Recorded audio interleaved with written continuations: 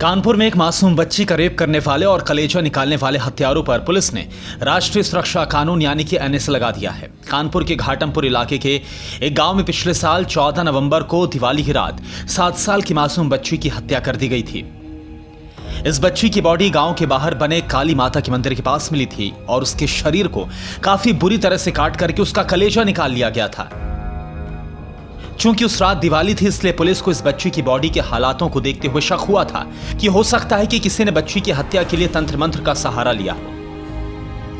Police को इस मामले में जांच के दौरान पता चला कि यह बच्ची आखिरी बार गांव में अंकुल नाम के शख्स के साथ देखी गई थी और वो इस बच्ची को टॉफी दिलाने के लिए ले गया था। पुलिस ने जब अंकुल को पकड़ा तो उन्हें अंधविश्वास से जुड़ी एक भयानक कहानी के बारे में पता चला। अंकुल ने अपने साथी वीरेंद्र के साथ मिलकर बच्ची की हत्या की थी, लेकिन उसने जब हत्या के बारे में खुलासा किया तो लोगों के होश फाख्ता हो गए। अंकुल ने कहा कि उन्होंने हत्या से पहले इस लड़की का रेप किया था और फिर उसका पेट काटकर उसका कलेजा निकाल लिया था। अंकुल ने बताया कि इस बच्ची की हत्या गांव के ही रहने वाले परशुराम और उसकी पत्नी सुनैना ने करवाई थी। इस दंपत्ति को बच्चा नहीं हो रहा था, इसलिए औलाद पाने के लिए इस पति पत्नी ने अंधविश्वास का सहारा लिया था और अंकुल और वीरेंद्र को इस काम के लिए दंपत्ति ने 10,000 रुपए दिए थे।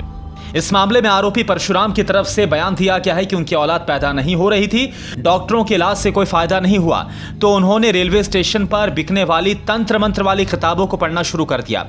ऐसी एक किताब में उसने पढ़ा था कि अगर किसी बच्ची के शरीर के अंग को दिवाली की रात महिला को खिलाया जाए तो बच्चा हो जाता है। इसके बाद पुलिस ने बच्ची का कलेजा खाने वाले शख्स परशुराम और उसकी पत्नी सुनैना को भी गिरफ्तार कर लिया था। यह मामला इतना चर्चित हुआ था कि खुद राज्य के सीएम योगी आदित्यनाथ ने संज्ञान लिया था।